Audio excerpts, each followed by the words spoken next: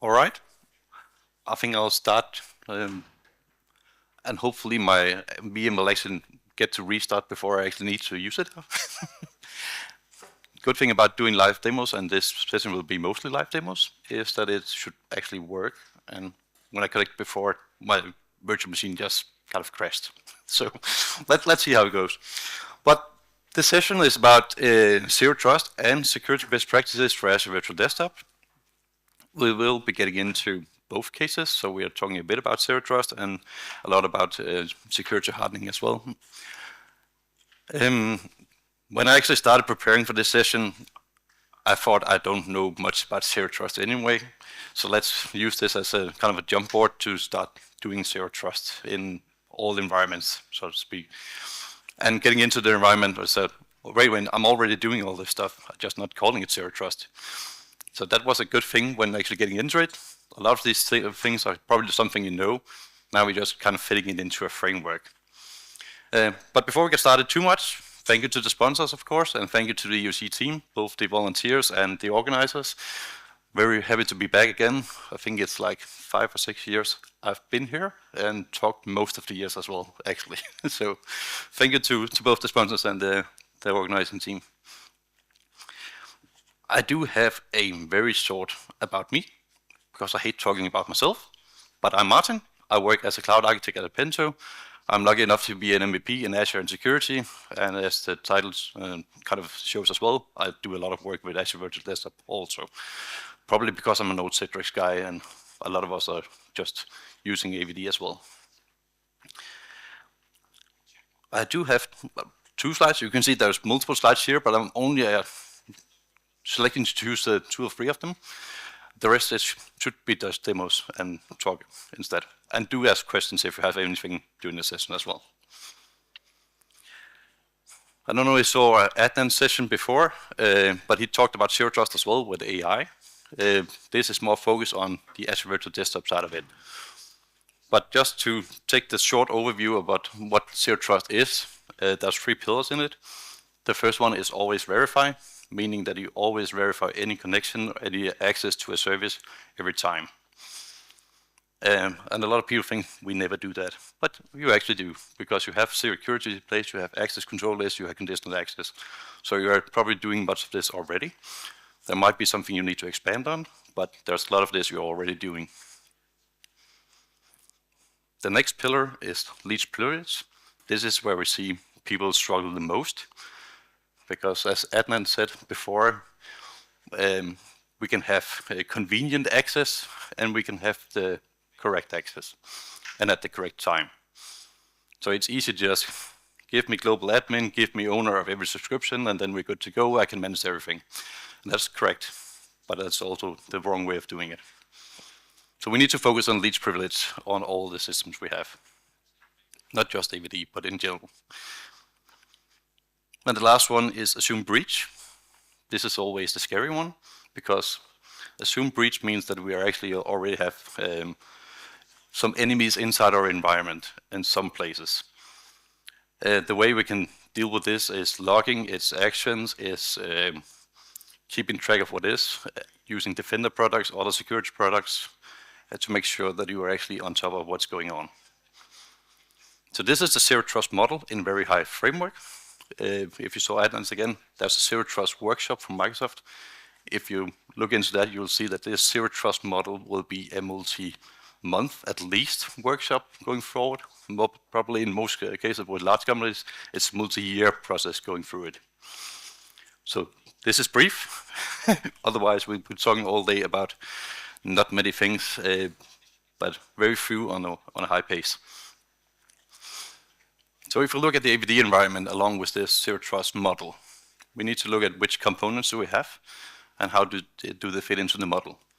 So verify explicitly, we have our identities, of course. We have users, devices, who has access to it. We also have the storage account. See, does the storage account have an identity? Well, yeah, sort of, because in some cases we have a enterprise app representing a storage account. So this will also have an identity which we can actually use for targeting conditional access policies. We have the network. Do we verify that as well? Yes, we do, because we're talking with firewalls, we're talking with NSG groups, we are actually verifying that the source and destination is okay. So this is also in the verify explicitly bucket. And then we have our session host. What do they have access to? Who do have access to the session host as well? So again, we are verifying the access to these components. On the least privilege side, there's a bit fewer topics, but we still have the storage account. We still need to manage that. We still need to ensure that we have the correct access. The hub and spoke, the networking again, we are validating that we only have the correct access. So we're not opening from a AVD network into everything else.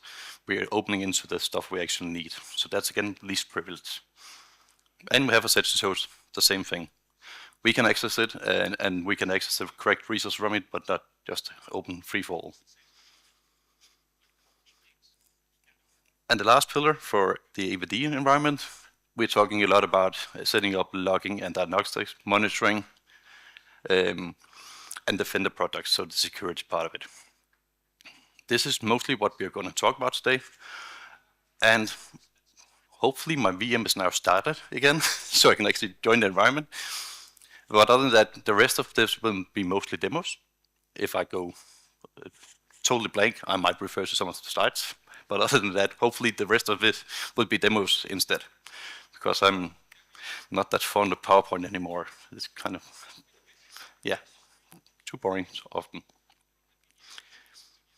But we can just take the subjects from here. So we are talking about identities for the first part. And this will be a kind of a brief topic for today. But if you go out to your own environments, this will be a huge topic to talk about. But I'm only focusing on the AVD part now and the kind of least minimum we need to be aware of. So our identities, our users, our devices, they all kind of align in with conditional access policies. We need to have these in place all the time, and hopefully you all do.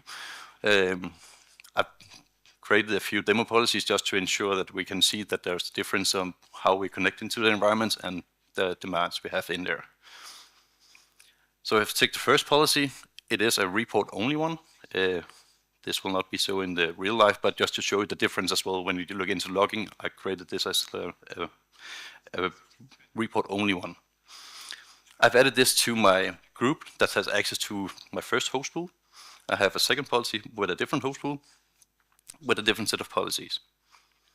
Target resources, we still have Azure Virtual Desktop in there, but a lot of times we'll actually use the Windows Cloud login instead, because we're using Windows app.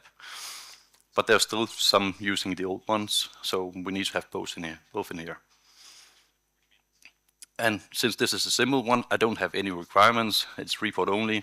I'm just granting access to it and setting a session sign-in frequency for 10 hours. So fairly simple. If we take the other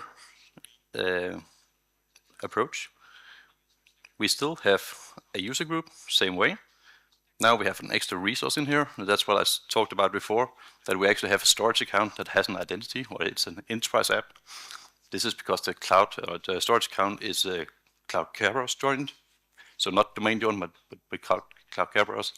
This creates an enterprise app, which means we can use conditional access to ensure that we are authenticated to actually use this account. And this policy is actually in enforce mode. And we can see that we are granting access, but we are requiring phishing-resistant MFA, so strong authentication, to access the storage account, or this environment in total. And we have the same signing frequencies, just to put something in there. But this is actually pretty strong. We need to ensure that we are always authenticated. I'm not sure how many of you looked inside your sign-in logs and noticed that you're actually accessing a storage account with conditional access. Probably not many of you, but if you did, cool. Hopefully this will show up at some point. Azure wait time. Microsoft Moments, Azure wait time, it's all in there. So we can see there's a lot of stuff into the portal logins, because I'm accessing this as well. But if we take the first one I mentioned, this is report only. So we can see it's in here and it's not applied. It's not matching because I didn't have my storage account in there, but if it was with Windows 365 login, it would be there matching. If we take the other storage account, so it's called 2, we can see our conditional access. We can see that it is applied and it's done with success, and we are matching all the parameters in there. So it's actually pretty nice to actually verify that we're using this to access something else than just Windows logins. We're using it to access the storage accounts, so always verify. The other takeaway for this is that I've been asked at several customers, can we do a conditional access to this host pool for AVD? And the real answer is no, you cannot. But you can just do the AVD Windows 365 login here, along with the group that has access to it. So you're kind of doing the same thing, but it's not directly integrated into the host pool. It's the AVD service combined with the group that has access to it. So it can solve the problem, it's just not directly into the host pool. This is everything on identities for now, at least. There's something coming in later on as well. But also do remember, use compliance policies, client devices, whatever you need to have in there. So that can be different on, if you have internal users, they should be coming from a compliant device. If it's external users, it's kind of hard to ensure they have client compliant device because you can't pass that in. But do keep this in mind. You can do different policies on the same host pool, or you can do different ones as well, depending on who's accessing it. The next part, the least privilege. Least privilege is, well, it's a lot of things because it touches every part of the environment you have.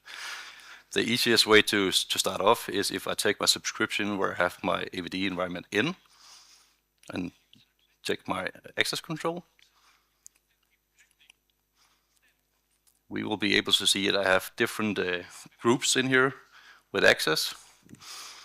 So I have both owner and contributor, just to make it simple. But I have a subscription owner group and I have a tenant root owner group. So this is management groups versus subscription-wise. These can be scoped down to the resource groups or even on resources. I normally say try to avoid doing it on resources, because if you're doing it on resources, you probably designed your resource groups wrong. Normally a resource group should contain only the service you need access to and the components in there. Each admin should be able to watch it. I do have the same user groups for reader access. These are permanent access, which these actually appear to be as well. But these groups with access to contributor and owner rules are PIM enabled.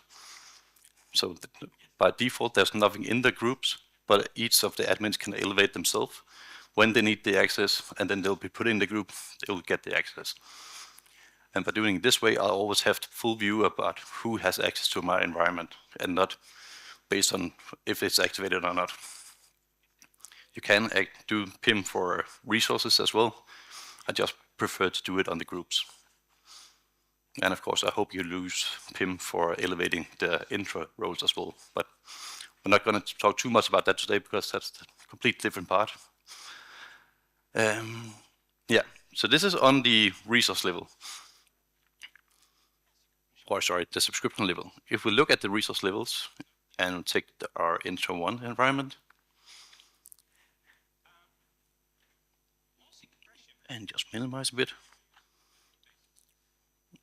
Is anyone in here doing intra-joint AVD solutions? No? Funny. Why not? But if you're doing intra-joint AVD solutions, you will notice that if you don't add this role, virtual machine login, then you are unable to authenticate. You'll be able to see the environment, you'll be able to push the button, but you're not able to authenticate. If you add this this role to your group, or this access permission, then you're able to log in. So this is one of the default settings we do when we deploy AVD. But again, it's done on the correct level. So this is the resource group for the host pool 1. And that's the same thing for host pool 2 set up. But you need to do it on resource group, otherwise you need to do it every time you provision a new host in the host pool. Then you need to add the permissions. If you do it on a resource group, it will be inherited down. In another case,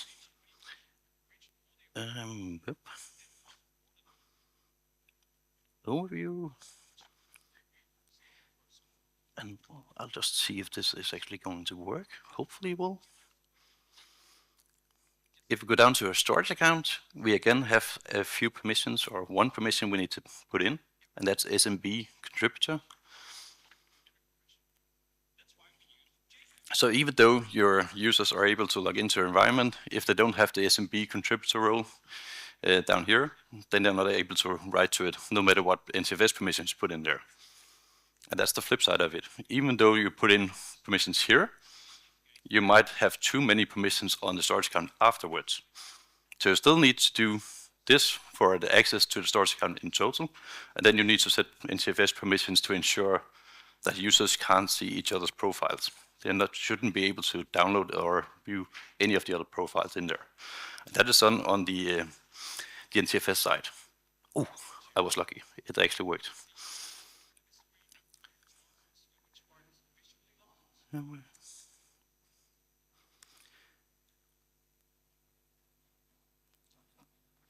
Cooperate a bit.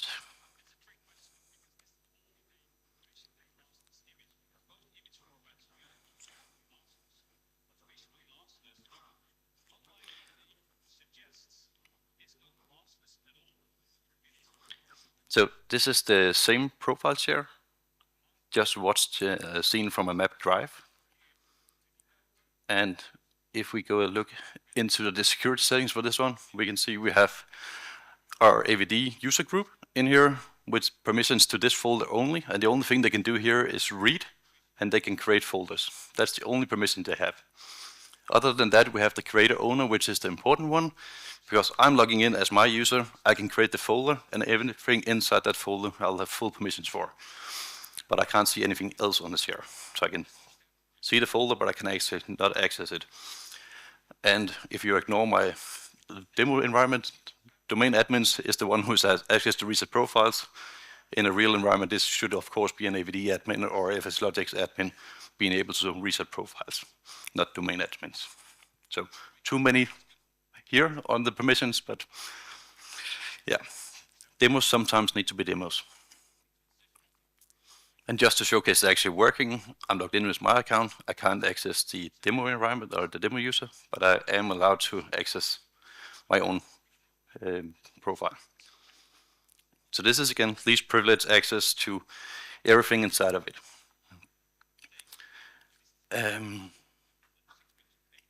I don't know if you noticed, but inside my Azure environment, on the top here somewhere, we can see I have a few SP GitHub accesses as well. These are service principals, app registrations, but these are the ones deploying in my environment. So I'm not actually deploying my environment by clicking in a portal.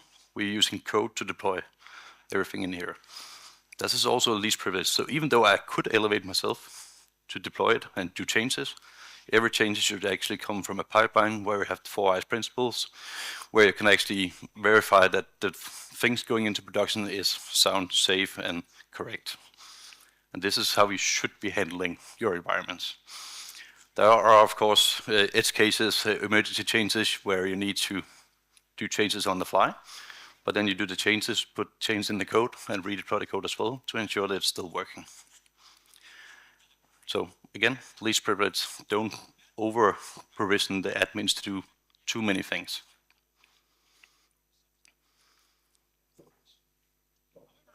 Great. So next subject is session hosts.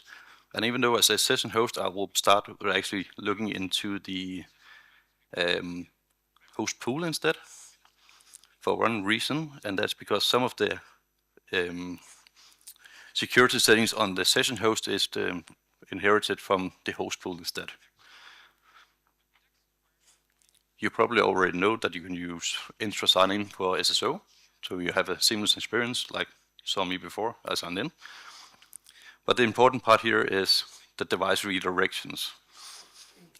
And Microsoft recently, like in the last half year or something, changed this, at least the device and storage redirection, to deny. So by default, you don't have any drives mapped from your local machine into the AVD environment. And this should be the standard as well, because often you won't need it. When you use AVD, you should probably save on OneDrive or SharePoint or something else that you have access to from the AVD environment and not down to your local machine. But there's a lot of other places in here you can do stuff. You have USB redirections. They should also be turned off. It's also the default now. It hasn't always been like that. But always look at these different redirections and ensure that you are only using the ones that you actually need. If you don't need them, disable them. It will take up resources from the AVD environment, and it will just impact performance and make your environment less secure than it should be. And when you put all these in the portal, even though I said you shouldn't deploy it, you shouldn't. But when you set all these settings, you go over to advanced one, copy this one, put it into your code, because it's way easier to just copy paste than it is to actually figure out, Google it, and talk to ChatGPT what the actual setting is. So do this in the portal, save it, and grab the line afterwards, put it in your code. Easiest way to do it. There's no reason not to do it the easy way. So this is on the host pool level. If we take a look at our session host, and this is also something that comes up now and then when we talk to customers in general. Say, when you deploy a VM, how many choices do you actually make in the portal if you're going through the click? Well, we provide a name and we select the SKU, and then next, and provide a password. That's about it. But what settings it actually didn't deploy it? Well, for one, you can't be sure that your trusted launch is enabled and your secure boot. There's a good chance that it's not enabled, actually, if you do it in the portal. And there's no reason not to put this in. There's no downside of using these security features, there's only upside. So please ensure that these are set and used. Another one in there is disk encryption. This has also changed within the last year or something, where Microsoft went from using Azure disk encryption into using encryption at host. The difference is that if you use Azure disk encryption, it takes the OS disk and the data disks, but you need a key vault with the passkey in it so it can actually do the encryption and decryption. So you need extra resources to actually do this, and it's doing it on the VM side. So any encryption will be hitting the performance on the VM. When you switch that over to encryption at the host, which is the recommended way with Microsoft now, every disk is encrypted. It's done on the hypervisor layer, so there's no impact for your VM on the performance side. So again, very simple. You won't notice it. It's just something that makes your environment a lot more secure. So no reason not to use it. Another part of the session host is something I talked about last year here. So that's the image itself. So make sure that you only install the software you need. Make sure you disable any services you don't need. Again, this is just in the way of hardening the environment with things you actually don't need anyway. So remove them, disable them, and make sure it's working better. Any service stopped, there's some extra performance you gain to something else. And I said last year, do automate your images. Don't do this by hand. The last part in here is also one that's often forgotten. On the network side, we can see on the properties, we can see we have accelerated network. This is not supported on all SKUs though, but it's a free service, so to speak. You have accelerated network that makes a lower latency between the systems, and it also makes sure you support network encryption. So we can set encryption on the VM side, and a bit later I'll show you how to do it on the virtual network side as well. Again, it's security features that you get out of the box. You just need to enable them. No performance impact on your own system, just benefits.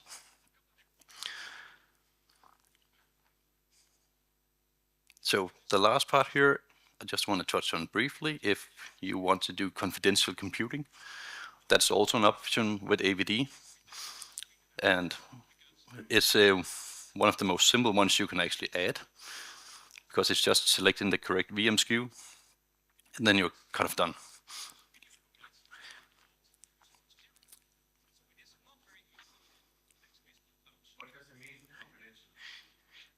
I'll get to that in 2 seconds. DC. Oh, there.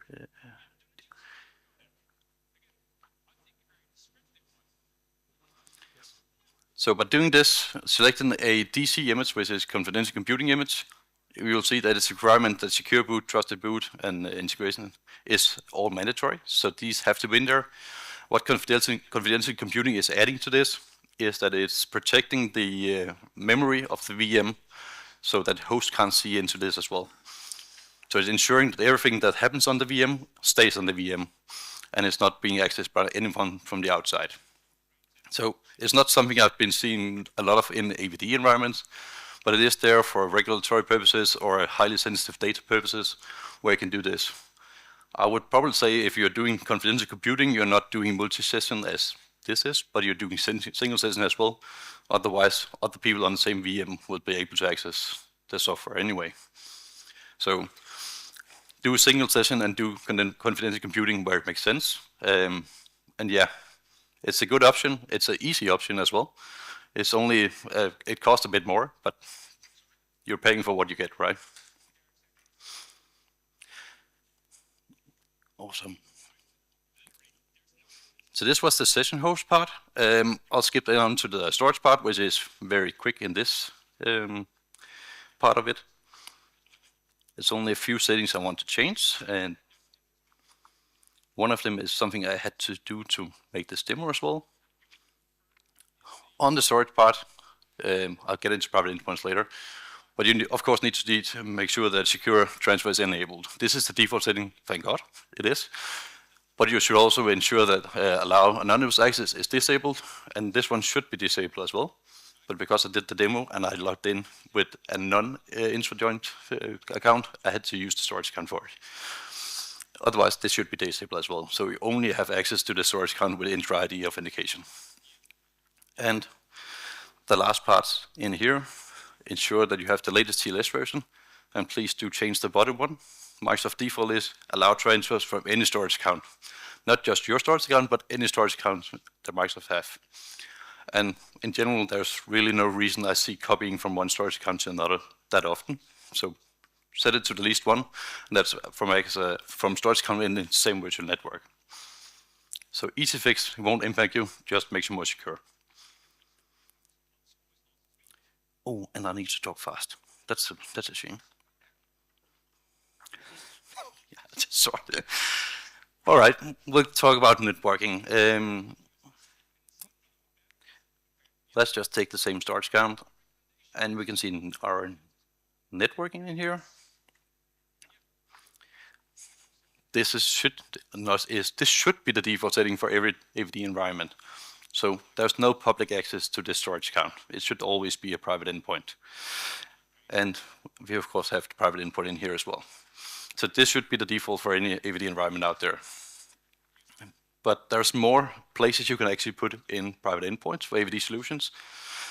And if we actually take, this is my PC, so this device, I can see I have one host pool in here. But I actually have two in my environment, as I talked before. And I do have access for both of them, but I can't see one of them. And there's a reason for that. And that's private endpoints for the AVD solutions. So if I go into my Intra 2 environment, we can see I have multiple private endpoints in here. So I have two for my workspace. I have one for my host pool. And then, of course, my storage account has one as well. This in turn does that everything inside this workspace is internal. And by internal, I don't mean that it's on my own system. It's just on a managed network. It can run on Azure. And now that there's the proper preview, you can actually run this on your local host hypervisor as well. But if we go down to the networking side of this, we can see we have disabled public access for this workspace. And we do have two private endpoints for the workspace. One is the global setting, and one is the feed for this host pool or this workspace. And you can only have one workspace that is globally with a private endpoint in your tenant. So remember, if you do this on multiple different host pools, you need to ensure that this single workspace will not be deleted with, together with one of the other host pools, just to make sure that you know this. And the same goes for the host pool environment. So if I then go on to the Windows app on my, great, on my other host pool, my host pool 1, it should do single sign-on as well. But essentially, in hopefully just a minute, I will be able to see my Intro 2 environment and able to join that as well, because I'm now on a managed network. Great. Demos. Let's just return to this one afterwards. See if that comes up. I also said on the virtual network side, we need to ensure that we have encryption enabled. And that is again a option in here. And it's not a default option still. So it's something you need to deploy when you do the VNet deployment as well. Ensure that you have encryption enabled. And as a good Microsoft advocate, I should say you should use DDoS protection as well. But if anyone in here is like to save money, it's probably me. And this one is extremely expensive. So if you enable it across the board, it's like 18,000 Danish crowns per month. You can then do it on a single IP instead, and that's the choice we've seen most, but they are very targeted resources. This is something we really need to protect, and then we do it on this one instead of doing it across the board. And maybe it makes sense for large American corporations, but what we see in Denmark, this just doesn't make sense on the cost-wise. But there is an option if you want it. Is this pick up? Oh, sign in.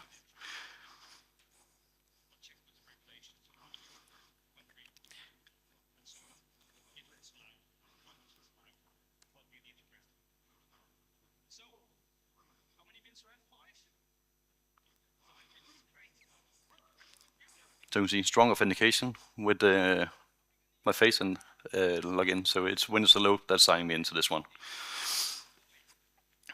And I can scroll down. I can see my Intro 2 environment now because I'm internal or on a managed network. When I say internal, this can be both in Azure or something on your on-premise. As long as you have visible off-site into the environment, it's a managed network you can use.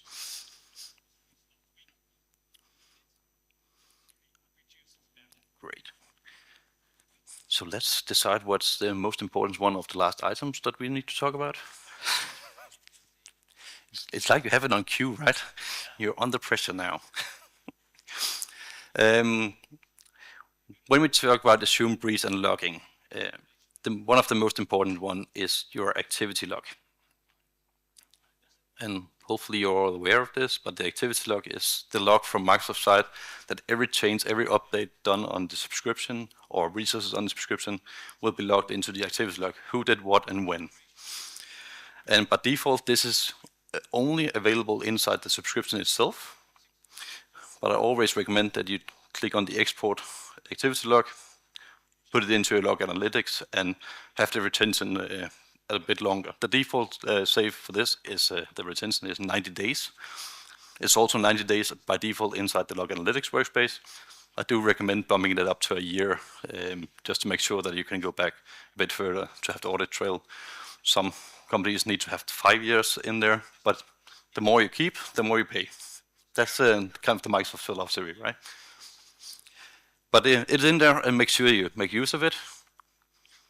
The other part of the natural AVD environment is, of course, the AVD Insights. And hopefully you all tried that before. But AVD Insights is a workbook provided by Microsoft. All the information in here comes from data collection rules, also deployed in there. And there's a bit of a caveat to this, not a caveat, but when you deploy your own data collection rules, you need to name it the way Microsoft wants it to be, otherwise it can't be picked up with the workbook. So it needs to be called Microsoft-AVDI-, and then you can decide afterwards But if it's named that for the prefix, then it will all work and everything gets in here. And this workbooks provide information about who, which users have been logging in, who's been doing what, which errors in the event log. You can specify if there's additional events you want to pull out of the events log as well. This is all controlled by the data collection rule. And let's see if I can go into the Legoland Lakers workspace. I activated network flow on my virtual network and the subnets as well. Again, as part of the assumed breach, we want to know what's been going on inside our network. And by running these queries, I can see that these subnets are communicating with each other. Some of them are the same, but I can also see cross-subnets, so which ITPs is talking to the other IPs, and on which port are they doing it. This is very good for doing a baseline and also figuring out why is this talking so much to something else. Another part of that is which IP addresses internally are talking to certain public IP addresses externally as well. And if it's finished, there we go. We can see the source and destination and which port they're using there as well. So again, this provides us insight. We can see if there's something massively uploading out to the internet, and that should have us react to what's actually going on. Also, if you enable diagnostic logging on the VNet, you'll have something called VM protection rules in there. That is detecting anomalies from the VMs on the virtual network. And again, posting it into Log Analytics, and Defender for Cloud can actually react on this, closing the machine down. So that's also an important one to actually enable. Awesome. I think I'll let it be with that. And the last part of the assumed breach part is the Defender for cloud security. Hopefully this is also something you looked at before. But just to make sure you know where to actually activate it and check the status. If you go into your environment and select your subscription or your management group, you can do this on different levels. We can see which one is activated in this environment. So the Defender for the Cloud Security Posture Management Fundamental is always enabled. The other one would be super nice to have because it's lateral movement, but it's $5 per resource per month, and it's counting every resource in your environment or in this subscription. So even though I only want to monitor my AVD environment, I will be paying for everything in there. We have Defender for servers, Defender for endpoints, Defender for storage accounts, and also the resource manager. These are kind of the default selected ones for an AVD environment. If you have data in your environment, Defender for database is kind of a must as well. The Defender for resource manager is actually something that surprised me a bit when going back. I think Microsoft is securing the backend, right? They should be alerting me if something goes wrong. And they might be doing that, but Defender for resource manager is actually triggering on what's happening on the resource manager backplane as well in my environment. So that's protecting my environment with this Defender as well. So going back, I thought Microsoft did this. This is a product you need to buy and actually alert on. And since I'm out of time, I'll just take the key takeaways for this. Do use conditional access and do ensure that you're using strong authentication and the correct targeting for as many resources as you can. So both AVD, storage accounts, anything else that you have access to, please ensure that they are secured by conditional access. Do enable monitoring, and don't just enable it, use it. There's a lot of people just adding the monitoring and then say, I don't care about this because I have a daily job to do. If you don't act on data, you might as well just disable it. You don't have any benefit, you're just paying for it. And the last part, because I am normally talking about DevOps stops, use pipelines for deployment. You have audit trails, you have 4 Rs principles, you have every benefit of it. And with all the different AI tools we have now, there's really no excuse of not writing that code, because if you can't write it yourself, you can ask the Copilot for it. It will provide it, and you need to ensure that it makes sense. So please do this. And the last picture I promised to set on is the EUCtech one. So please scan this, follow them on LinkedIn. They are making this day possible, so thank you for this. That's it.